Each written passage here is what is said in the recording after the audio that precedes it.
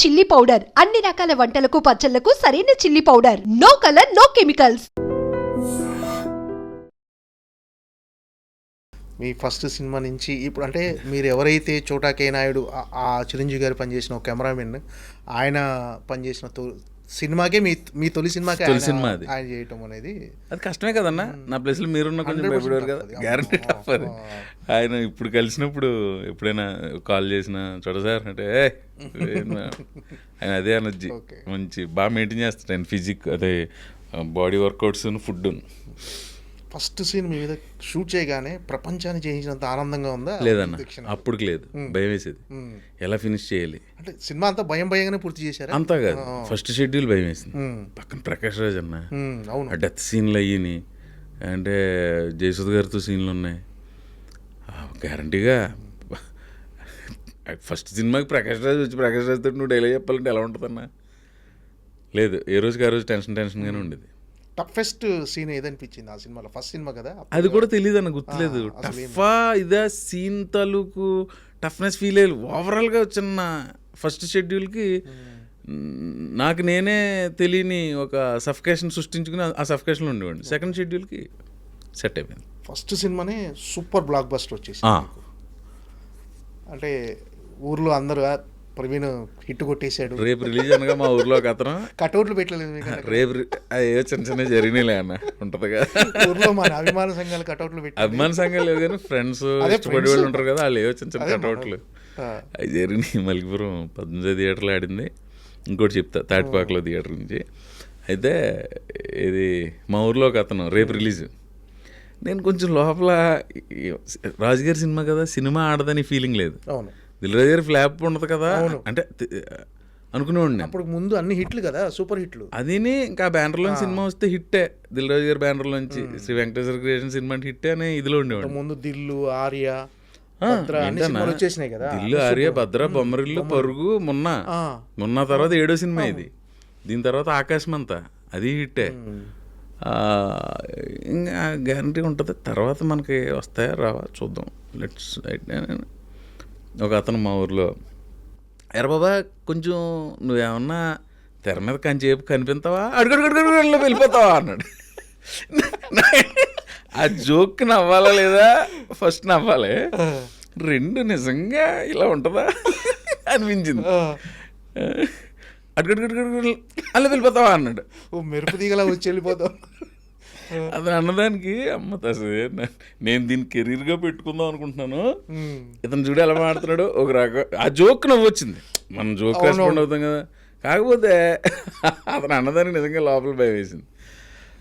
భగవంతుడు ఎడిటింగ్ గురించి కాదు, ఎడిటింగ్లో పోయి సీన్లు కదన్న, 10-15 సీన్లు, పెద్ద వేషం, పెద్ద క్యారెక్టర్. అది అతనికి అలా అనిపించింది. ఎవడో మన ఊరు నుంచి ఎవడో వెనకాల ఉన్నాడంటే ఓ సినిమాలో ఆడు రైలు వెనకాల ఆడే కదా అని ఎక్కడో అనుకున్నది విన్నాడంట అతను. ఓకే, అలాంటిది ఏదో చేసి ఉంటాడు వీడు, లేదంటే దిల్ రాజు గారు ఇచ్చారు ఇవన్నీ నేను ఎక్కువ చెప్పలా. సో అలాంటిది ఏదో చేసి ఉంటాడు అనుకున్నట్టు నేను నవ్వుకున్నాను. బట్ సినిమా మీద నేను వెరీ కాన్ఫిడెంట్గా ఉన్నాను. సాంగ్స్ అవి కూడా చాలా బాగుంది, ఆడియో సూపర్ హిట్. అప్పటికే ఆ టీనేజ్ లవ్ స్టోరీ ఏంటంటే కౌమార దశలోంచి యవ్వనంలోకి ప్రవేశించేటప్పుడు ఆ పిల్లల్లో ఉండే భావాలను తీసి తెర మీద ఆవిష్కరించడం అనేది మరి ఆయనకి ఎలా తట్టిందో ఆ కథ, శ్రీకాంత్ అడ్డల్ గారికి అద్భుతమైన కథ కొత్త బంగారు లోకం అనేది. దాని టైటిల్ అద్భుతం, కొత్త బంగారు లోకం ఏంటంటే టైటిల్. మా కొత్త బంగారు లోకంలోకి ఎంట్రీ ఇచ్చింది ఆ సినిమా. సో తర్వాత నేను ఇందాక చెప్పిన తాటిపాక అనుకున్న థియేటర్లోనే ఆ సినిమా చూసాను. ఎన్నో సినిమాలు, చిరంజీవి సినిమాలకి అక్కడికి వెళ్ళేవాళ్ళు. చిరంజీవి సినిమా రిలీజ్ రోజు ఫస్ట్ రోజు ఎక్కడో భీమవరంలోనే ఎక్కడో చూశాను. తర్వాత అక్కడికి వెళ్ళి చూసి ఎలా ఉంది రిసీవింగ్? రిసీవింగ్ మ్యాటర్ కాదన్న అసలు, అలా కిక్ మన థియేటర్లో. అంటే నేను అలా ఆలోచించుకుంటుంటే ఇక్కడ తెల్లవారుజామున లేచి చిరంజీవి సినిమా రిలీజ్కి వచ్చేవాళ్ళం, అలాంటిది తెర మీద నన్ను నేను చూసుకోవడం అనేది ఏదో సాధించిన ఫీలింగ్ ఉంటుంది. మన సొంత ఊర్లో థియేటర్లో మనం ఎగ్జైట్మెంట్ ఉంటుంది, గుండె బరువెక్కినట్టు ఉంటుంది, కొంచెం గాల్లో తేలుతున్నట్టు ఉంటుంది, అన్ని అనుభూతులు. ఇంకా ఈ first cinema result block buster, మంచి హిట్ కొట్టేసాం అనుకున్నప్పుడు అయిపోయాను రైగా మనం ఆర్టిస్ట్ అనే ఫీలింగ్ కలిగిందా? వస్తాయా రావా ఎలా ఉంటుంది ఆ ఆలోచనలో ఉన్నా. ఓకే, నెక్స్ట్ సినిమా ఏంటి? లేదు, మన ఫస్ట్ సినిమా టైంకి 25 ఏళ్ళు నిండిపోయినాయి కాబట్టి ఇంక మనం అయిపోయాం అలాంటివి లేవు ఎప్పుడు. ఇది కొంచెం మెచ్యూర్డ్గా ఉన్నాం అప్పుడు, మెచ్యూర్డ్గానే ఉన్నా. కొంచెం చిన్నప్పటి నుంచి పడిన స్ట్రగుల్కి దానికి దీనికి నేను మెచ్యూర్డ్గానే ఉన్నా. కొత్త బంగారు లోకం తర్వాత వచ్చింది నెక్స్ట్ బిల్లా. బిల్లా కాదన్న, గోపిక గోదావరి పెద్ద వంశీ గారి దగ్గర నుంచి వచ్చింది కాల్. దానికి ఒక కథ ఉంది, బ్యాక్ స్టోరీ. మా 84లోనే ఇప్పుడు అన్వేషణ రిలీజ్ అయిందన్న. 86, 87 ఆ టైంలో మా చిన్నాన్నగారు బిఎల్ చేసేవారు ఇక్కడ ఆంధ్ర యూనివర్సిటీలో. ఈలోపు మా ఇంట్లో మాకు తెలిసిన ఆయన ఒక ఆయన కువైట్ వెళ్ళి ఒక VCR ఇచ్చాడు మాకు. అక్కడ ఒక పైరసీ క్యాసెట్ తోటి మా బాబాయ్ తెచ్చాడు. ఏ సినిమా? అన్వేషణ వంశీ గారి. ఆ క్యాసెట్ పెట్టడం, చూడటం, భయపడిపోవటం, మళ్ళీ ఎవరినో కానీ చూడాలి, భయపడాలి. ఇప్పుడు చూడన్న ఆ సినిమా 84లో ఆ టెక్నాలజీ ఏంటి, ఆ గ్రిప్పింగ్ స్క్రీన్ ప్లే నాకు ఫేవరెట్ మూవీ అది. హీరో హీరోయిన్లు ఎంతో బాగుంటారు, మ్యూజిక్ అదిరిపోద్ది. సత్యనారాయణ గారి క్యారెక్టర్, వైవిజీ గారి క్యారెక్టర్, శరత్బాబు క్యారెక్టర్, దాంట్లో అందరికీ చాలా ఫేవరెట్స్. తెలివిగా 3 క్యారెక్టర్లు ఇంటర్వ్యూ చేయాలన్నా. మల్లికార్జునరావు గారు నడిచి వస్తూ ఉంటారు. అసలు మా పులిరాజుల వంశంలో నేను పులిని చంపేటప్పుడు దాన్ని పెట్టి వచ్చి కుమా అని ఏడ్చింది, అందుకే వదిలేసానంట. ఇతని పేరు సంథింగ్, ఈ ఊరు సర్పంచ్, పులిని చంపానని చెప్తా ఉంటాడు. ఫ్రీజ్ కట్ చేస్తే వెనకాల నుంచి బావా అని ఆర్టిస్ట్ బాలాజీ గారు యాదృచ్ఛికంగా చూడండి, వేళ పొద్దుట ఆయన కేబీఆర్ పార్క్ దగ్గర కలిసా. ఓకే, చాలాసేపు మాట్లాడుకున్నా. ఆయన అప్పుడు ఎలా ఉన్నాడు, అప్పుడు కంటే యంగా ఉన్నాడు. ఇప్పుడు అది వేరే బాలాజీ. అవును, అలాగే ఉన్నాడు ఆయన. బావా ఏంట్రా అంటాడు. పులి కనపడింది, చింత పులి కనపడింది అంటాడు ఫ్రీజ్. వీడి పేరు మళ్ళీ సర్పంచ్ బావమరిది, ఎప్పుడు పులి కనిపించిందని చెప్తూ ఉంటాడు. ఈ లోపు అవతల పక్కన సుబ్లాయ్ సుధాకర్ గారు వచ్చి పుల్లాగా అరిస్తే వీళ్ళిద్దరు భయపడిపోతారు. వీడి పేరు ఇంకోటి, ఎప్పుడు కూడా పుల్లాగా అరుస్తుంటాడు. ఇంట్లోకి వెళ్ళి ఈవిడ పేరు ఇది వైవిజయ్ గారిని. ఈవిడ ఎప్పుడు పులిబొమ్మలు కొడుతూ ఉంటుంది, అంటే ఫ్రేమ్ మీద దారంతో పులిబొమ్మ కొడుతుంటుంది. 4 క్యారెక్టర్ల ఇంట్రడక్షన్ 40 సెకండ్స్లో అయిపోద్ది. అసలు నీకు అంత అది కీరవాణి సాంగ్ అని అద్భుతమైన పాటలు. ఆ వంశీ గారి ప్రభావం ఎక్కువ, అంటే సినిమా ఎక్కువ చూడాలి, ఆర్టిస్ట్ అవ్వాలని తర్వాత, యాక్టర్ అవ్వాలని తర్వాత, సినిమా పిచ్చి అప్పటి నుంచి పట్టేసింది. ఆ క్యాసెట్ పదే పెట్టుకు చూడడం, మెల్లిగా ఏజ్ ఎన్నిసార్లు చూసుంటాను అన్వేషణ? 34 సార్లు చూసుంటాను, బ్లాక్ అండ్ వైట్ టీవీలో. అంతే, ఆ టైంలో బ్లాక్ అండ్ వైట్ టీవీలే కదా. అప్పట్లో థియేటర్స్లో హోల్స్ ఉండేవి కదా. అక్కడ వీడియో కెమెరా పెళ్ళిళ్ళకి ఎంత భోషణంలో ఉండేది కెమెరా, అందులో పెట్టేసి క్యాసెట్ పెట్టి రికార్డ్ చేసేవారంట. దాని మీద పైరసీ అని అదని, అవేమో క్యాసెట్ షాప్లు ఎక్కువ కదా. దాని మీద కూడా వంశీ సినిమా తీసారు ఏప్రిల్లో విడుదల. ఆ క్యాసెట్ షాప్ దగ్గరికి వెళ్ళి VCRలో క్యాసెట్ అది తెచ్చుకోవడం, ఆ క్యాసెట్ ఎక్కువ చూడటం పిచ్చి పట్టింది. తర్వాత మహర్షి అని ఒక సినిమా అన్న, నాకు 7 ఏళ్ళు ఉంటాయేమో, 88. ఇది వరకు ట్రాఫిక్ పోలీసులు స్టాప్ బోర్డు ఒకటి పట్టుకునేవారు, దాని వెనకాల ఇలా హ్యాండిల్ ఉంటుంది, ఈ పక్క ఇలా ఆపుతూ ఉండేవారు కదా. వాళ్ళకి ఒక గొడుగులా ఉండి మధ్యలో ఉండేది ఒక చిన్న నుంచోడానికి ప్లేస్, మధ్యలోంచి పైప్ ఉండి పైన చిన్న అంబ్రెల్లా ఉండేది, అందులో నుంచునేవారు. అలాంటి దాని మీద భానుప్రియ గారి సిస్టర్ శాంతిప్రియ ఒక భరతనాట్యపు భంగిమలో స్టాప్ బోర్డు పట్టుకుని ఉంటుంది. వంశీ మహర్షి అని ఉంది ఈ సినిమా. వంశీ మహర్షిలో స్టిల్ బాగుంది. నేను నా ఏజ్ గ్రూప్ వెళ్తే వంశీ మహర్షి అంటే ఏంటో సరే ఎవరో చెప్పారు, అరే వంశీ అనేది డైరెక్టర్ గారి పేరు, మహర్షి అనేది title, Vamsi Kanakamahalakshmi recording dance troupe. అది ఫస్ట్ నన్ను ఆకర్షించిన ఇదన్న. ఉదయం పేపర్ అని ఉండేది దాసనారాయణ గారు ఆ టైంకి. ఆ ఉదయం పేపర్లో ఇలా తిప్పితే వెనకాల బ్యాక్ పేజ్లో సినిమాలు, ఆ మహర్షి అనేది ఆ పోస్టర్ ఆకర్షించి అప్పటి నుంచి సినిమాల మీద చూడాలని వ్యామోహం పెరిగింది. తర్వాత కనకమహాలక్ష్మి రికార్డింగ్ డ్యాన్స్ ట్రూప్ అని ఒక సినిమా మా ఊరు పక్కన మోరి ఆ పరిసర ప్రాంతాలు తీస్తే మా బాబాయ్ కూడా ఎవరు కూడా షూటింగ్ చూసా. అలా ముదురుతూ వచ్చిందన్న. తర్వాత 91 అనుకున్నా బాగా గుర్తు, మైనర్ రాజా అని ఒక సినిమా షూటింగ్ అంతర్వేదిలో తీశారు. మంచి సాంగ్ ఉంటుంది, చెలియా చెంగల్వ పూల అని, ఎప్పుడైనా చూడు.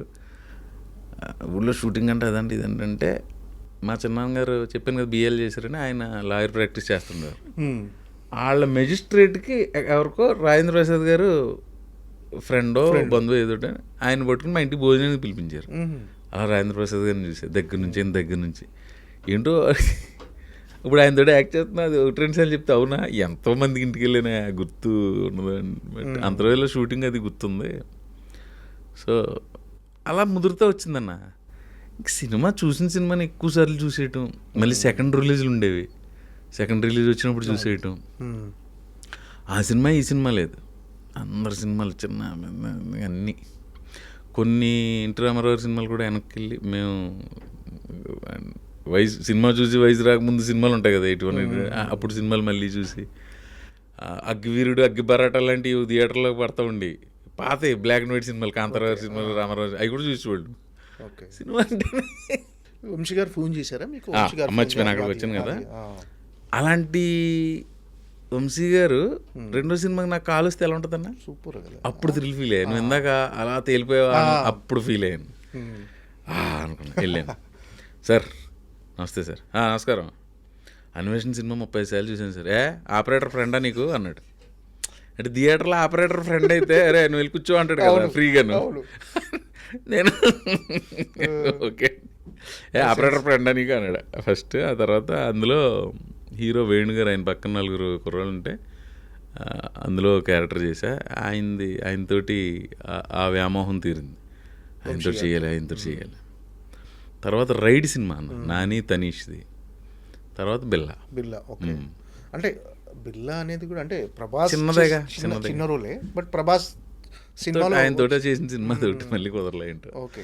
రాజాసాబులో ట్రై చేయలేదా? రాజాసాబులో అడగలేదా? రాజాసాబులో అడిగా, మారుతి గారిని ఎందుకు అడగ, మారుతి గారు మాకు లేదు ఎందుకో అది అందులో ఏం దొరకలేదు.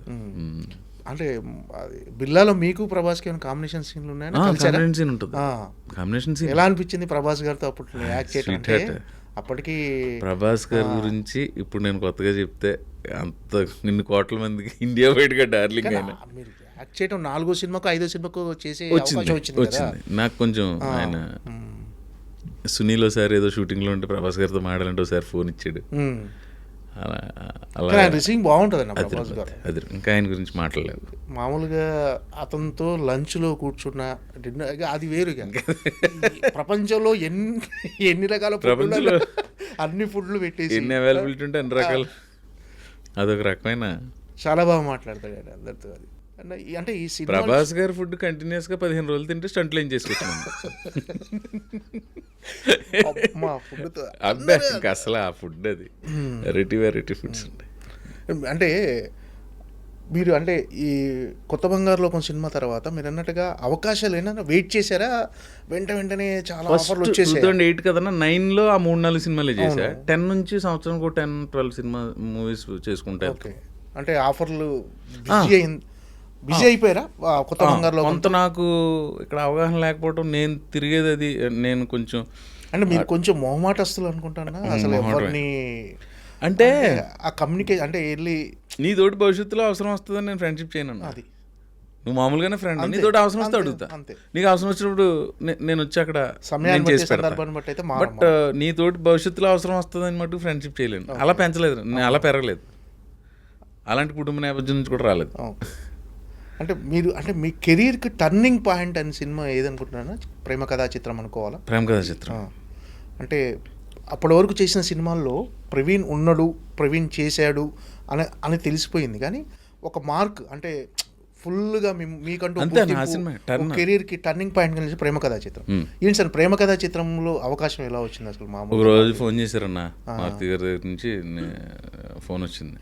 తమ్ముడు ఇలా అనుకుంటున్నాం ఒక సినిమా, ఒక కథ, ఇలాగా నువ్వు సుధీర్ బాబు, నందిత అనే అమ్మాయి, ఇంకో క్యారెక్టర్ ఉంటుంది, అది ఇంకా డిసైడ్ అవ్వలేదా?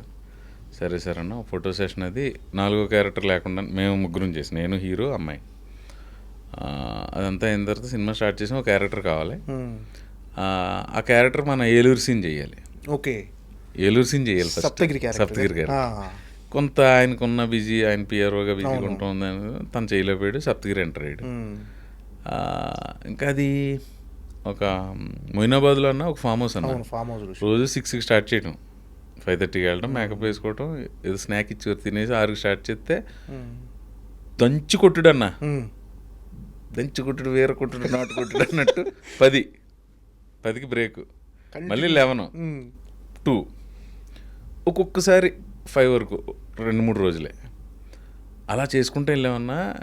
సుధీర్ బాబు కూడా బాగా ఒక అరగంట ముందర ప్రవీణ్ ఆయన కారు ఉండేది, ఆ వైట్ కలర్ కారులో కూర్చొని మేము ప్రాక్టీస్. ఇంక మా సప్తగిరి అయితే ఇంకా ఆడి దబిడి ఆడు ఎక్కువ రకంగా చేసేవాడు, ఆడిని అడ్జస్ట్ చేసుకుంటూ అలా వెళ్ళాం. లాస్ట్కి వెళ్ళేసరికన్నా ఫైట్ లేదు. రోజు నేనే అన్నా, సార్ ఆ విలన్స్ ఉన్నారు కదా ముగ్గురు, హీరో కొట్టినట్టు పెడితే చిన్న భోజనం తర్వాత మజ్జిగ లేకుండా భోజనం వేసినట్టు ఉంటుందేమో, ఫైట్ ఉంటే బాగుంటుంది అంటే అవునా అని ప్రొడ్యూసర్ అయ్యి మాట్లాడాయన ఒక 2 days ఫుల్ నైట్లు ఫైట్ తీశారు.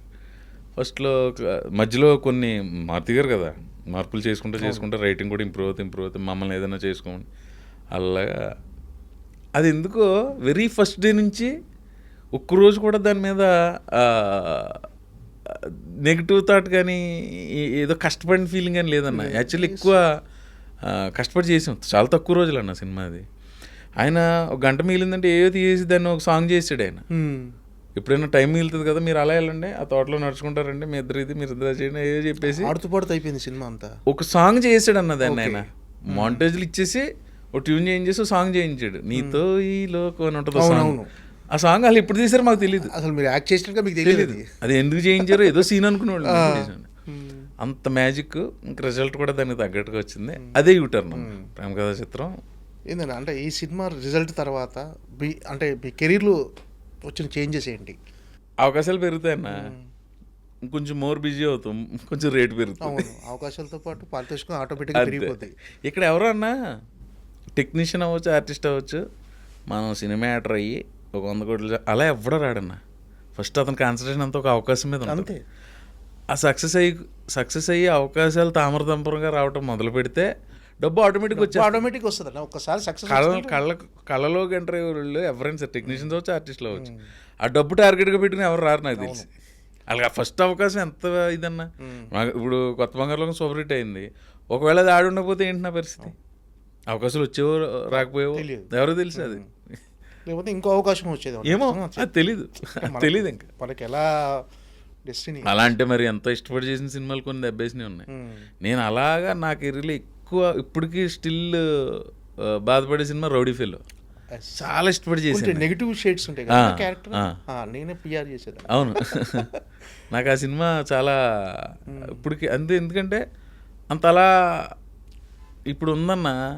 ఇప్పుడు మామూలుగా బయట మనం అందరం ఆడుకుంటున్నట్టు జనం సైకాలజీ ఎలా ఉంటుందో మనం చెప్పలేము. ప్లస్ మనం ఇలా చేయండి అని వాళ్ళకి చెప్పడానికి మనం సరిపోం. కొత్త సినిమా వస్తుంటే ఓటీటీలో చూస్తున్నారు, రిలీజ్ చేస్తుంటే థియేటర్కి వెళ్ళి చూస్తున్నారు. 10 ఏళ్ళ క్రితం సినిమాని. ఖలేజా సినిమా అప్పట్లో నాకు అదే మంచి సినిమా, ఈ సినిమా ఆడకపోవడం ఏంటి అనిపించేది.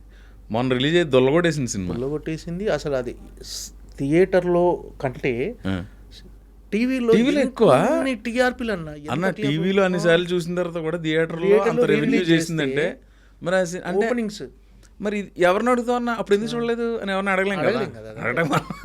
జనాలకు అంతే, అది జనాలకు